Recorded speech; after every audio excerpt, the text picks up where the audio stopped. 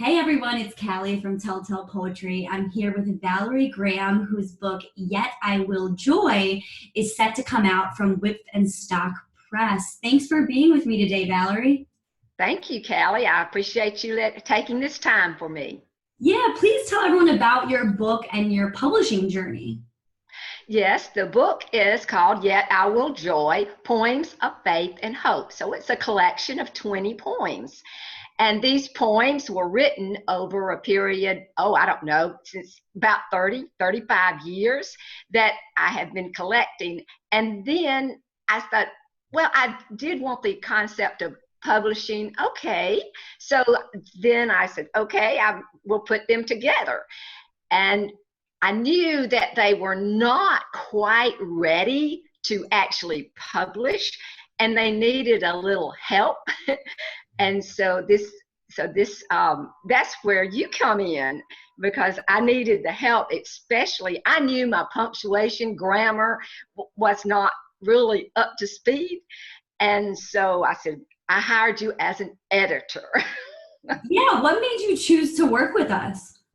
Well, I knew nothing, absolutely nothing. This is a vision, a dream. And I said, okay, what do you do? So really, I asked my husband and he says, well, okay.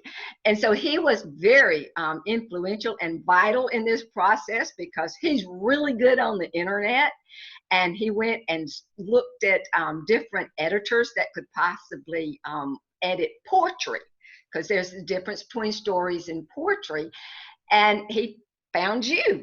And so he gave me your number. And so I then reached out through email and contacted you. And you just, y'all, Telltale just graciously responded. And so they stepped up and y'all gave me an idea of what to expect, a little inkling of an idea, but you really can't understand it until you've gone through every step of it. So really an online search. That was Yeah. where it began, with the seed of a thought and then an online search. And so the journey began. And then did a contract. Then you made it so easy for me doing the contract. Because you get so scared sometimes. You've got to make a contract because you feel like they're so binding. And so it was very good experience in that. And I thought the prices were very reasonable according to some of the other ones that I have had looked at and priced. So you were within a price range, and you offered the specific services that I desired and made it easy. Oh, So that's that's the awesome. journey, the contract began. Yeah, and what did you think the process of editing your work was going to be like? Did you have any idea? I had no idea. I can tell you it was a lot more thorough than I expected.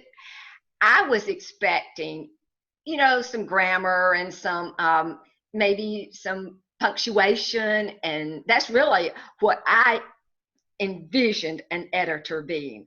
So it was very enlightening and really eye-opening and very good to understand that when you talk about editing, yes, you're talking about those little things that I'm talking about. Is the tense of a verb correct? Do you have a subject and a verb? Does the verb tense match the tense of the noun? All of that. Yes, but then it was so much more. I think the thing that really encouraged me was that you took these poems, which I thought, okay, they're poems. And when you got them back, you had taken not content per se, but had taken the whole picture of these poems. I never saw the picture of the poem as a storyline from start to finish. And to actually see you organize these poems, I had them basically organized by the date they were written. Right. And you went and put in there, you made it themed, like a progression of a journey going from a start to a finish. And that was very impressive for me. Yeah, I'm so happy we were able to do that for you. And so once you got the manuscript back, how did you come upon Wipf and Stock to actually publish your collection? Well, that was again my husband.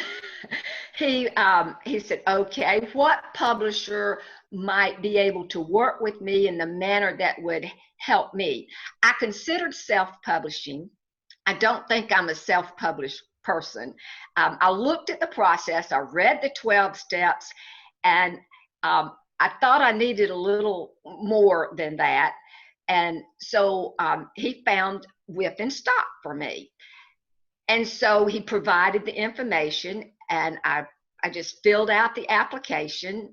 And because one reason I chose Wipf and Stock was they accepted unsolicited manuscripts. Mm-hmm. And so it was unsolicited, so I could just sit in with the application. And I did, and they were the only publisher that I did submit to. And I received an offer back. And they offered to publish my book under their resource imprint, which is general.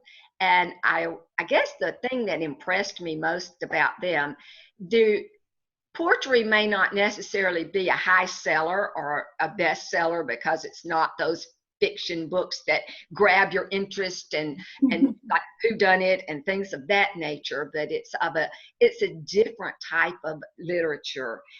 And what impressed me was that they publish some on merit, just merit of work, and not capturing whether it's going to hit the #1 bestseller in nonfiction on New York bestseller list. So this was encouraging to me. That was. Then I submitted it, and then I worked with my editor, and then that was basically writing questions back and forth, just like I did with you. Questions that I had would write back and forth, but just a little bit further in the stage, adding then, now we've got to do the book summary. We've got to do, like a trailer for the book, and we've got to do a bio for the author. But what was, I guess, working through all those and working through their tagging of each of the documents, which is going through and making sure you have done specific things so that they can run it through their formatter.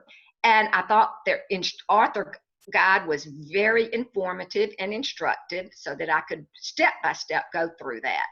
I guess the interesting thing was that though I knew nothing, it was through your process and through their process. It has been step by step, and they don't leave you out there hanging alone. Not alone.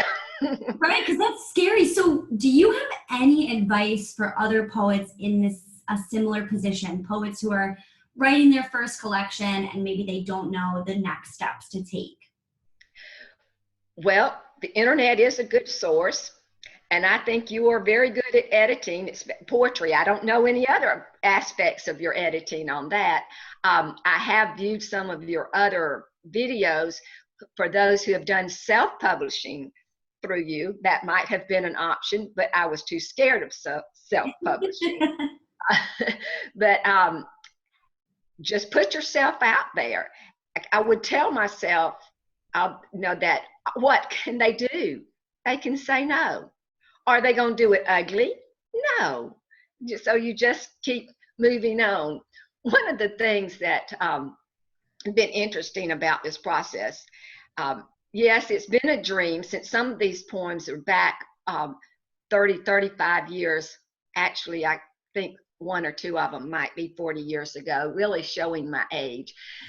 But the normal process might have been during those years that I would have tried to submit a poem or two in the process, but I didn't.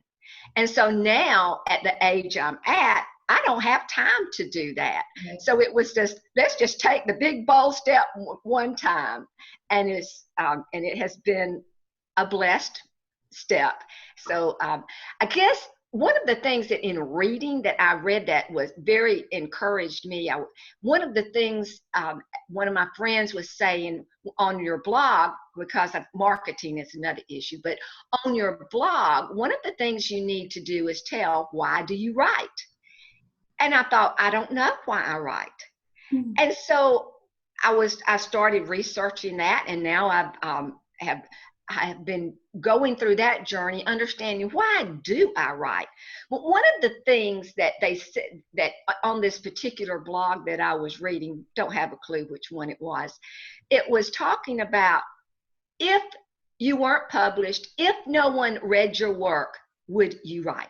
Mm-hmm. And I said, yes, I would write. So there's got to be that heart to write, not because you're trying to impress someone, not because you're trying to make a statement or something. It's, you write from your heart. You write, even if no one else would read it, write. So that would be some advice that I would give. That's brilliant. And so tell us a little bit about where we can buy your book when it comes out. Do you have those details yet? It's not out yet. So right now it's just in the publisher's hand. The final manuscript has been submitted, so no changes are from this point on, except things that might be, typographical or things like that in there. But it's going to come out through Wipf and Stock, and they do sell through their own website. They sell through Amazon.com, and so I know those two places that will be available. So I look forward to seeing the design that they're going to put on the cover and everything. But the book itself, Yet I Will Joy, is a collection of poems that takes us on a journey. It starts at the beginning where it says, okay, how many gods do I have? Who is my God? What idols. We all have an idol. What are my idols? So as I look at that, I must determine, am I going to take an idol of the world, or am I going to choose to walk in the path of God? From that, then the basic assumption is I will choose to walk with God.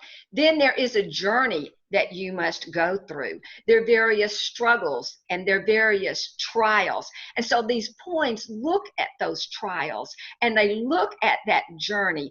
Okay, I must struggle. Then as I go through these trials, I must make that decision. Yes, this God, this Lord, this one will be the ruler of my life. And as I let this God be the ruler of my life, then there's choices that I will make in the way that I treat people. There are choices that in the way that I will choose to speak. There are choices, and it becomes a matter of the heart. And so everything that I do is a test. And so then there are poems about the test. The centerpiece of the book is the poem, Yet I Will Joy.